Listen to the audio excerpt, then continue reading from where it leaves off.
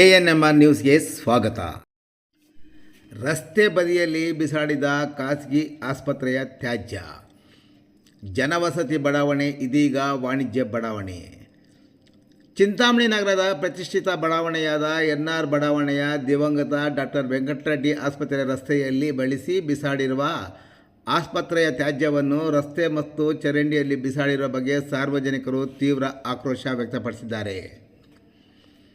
ರಸ್ತೆ ಬದಿಯಲ್ಲಿ ಸಿರಂಜ್, ಔಷಧ ಬಾಟಲ್, ಮಾತ್ರೆಯ ಖಾಲಿ ಶೀಟುಗಳು, ಬಳಸಿದ ಕೈ ಗ್ಲೌಸ್ಗಳು, ಇತರೆ ಆಸ್ಪತ್ರೆಯ ತ್ಯಾಜ್ಯ ಹಾಗೂ ಖಾಲಿ ಎಳ್ಳುನೀರಿನ ಕಾಯಿಗಳನ್ನು ಸಹ ರಸ್ತೆ ಪಕ್ಕದಲ್ಲಿ ಯಾರೋ ಎಸೆದು ಹೋಗಿದ್ದಾರೆ.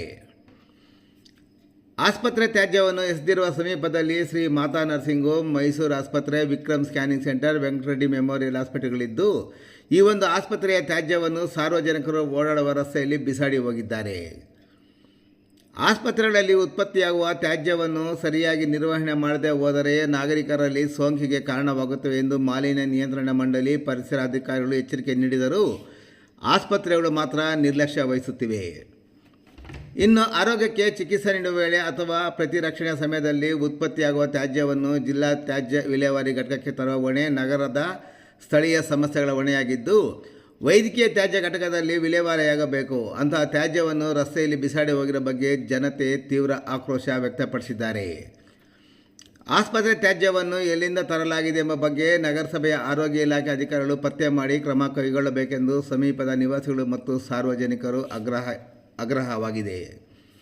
ಇನ್ನು ಈ ಬಗ್ಗೆ KRS ಪಕ್ಷದ ಚಿಂತಾಮಣಿ ನಗರದ ಕಾರ್ಯದರ್ಶಿ ವಿಶ್ವನಾಥ್ರವರು ಪ್ರತಿಕ್ರಿಯಿಸಿ ಮಾತನಾಡಿ, ಔಷಧಿ ತ್ಯಾಜ್ಯ ವಸ್ತುಗಳನ್ನು ವೈಜ್ಞಾನಿಕ ಸಂಸ್ಕರಣೆ ಮೂಲಕ ನಾಶಗೊಳಿಸಬೇಕು.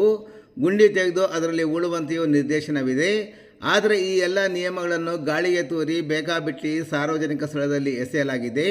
ಇಲ್ಲಿ ಬಿದ್ದಿರುವ ತ್ಯಾಜ್ಯ ವಸ್ತುಗಳು ಖಾಸಗಿ ಆಸ್ಪತ್ರೆಯಲ್ಲಿ ಬಳಸಿರುವುದು ಮೇಲ್ನೋಟಕ್ಕೆ ಕಾಣುತ್ತಿದ್ದು, ಈಗಲಾದರೂ ಆರೋಗ್ಯ ಇಲಾಖೆ ಅಧಿಕಾರಿಗಳು ಎಚ್ಚೆತ್ತು ಸೂಕ್ತ ತನಿಖೆ ನಡೆಸಿ ತಪ್ಪಿತಸ್ಥ ಆಸ್ಪತ್ರೆಯ ಮೇಲೆ ಕ್ರಮ ಕೈಗೊಳ್ಳಬೇಕೆಂದು ಅವರು ಒತ್ತಾಯಿಸಿದರು. ಇನ್ನು ಈ ಬಗ್ಗೆ ಹೆಸರು ಬಹಿರಂಗಪಡಿಸಿದ NR ಬಡಾವಣೆಯ ನಿವಾಸಿಯೊಬ್ಬರು ಮಾತನಾಡಿ, ಚಿಂತಾಮಣಿ ನಗರದ ಪ್ರತಿಷ್ಠಿತ NR ಬಡಾವಣೆಯಾದ ಜನವಸತಿ ಪ್ರದೇಶ.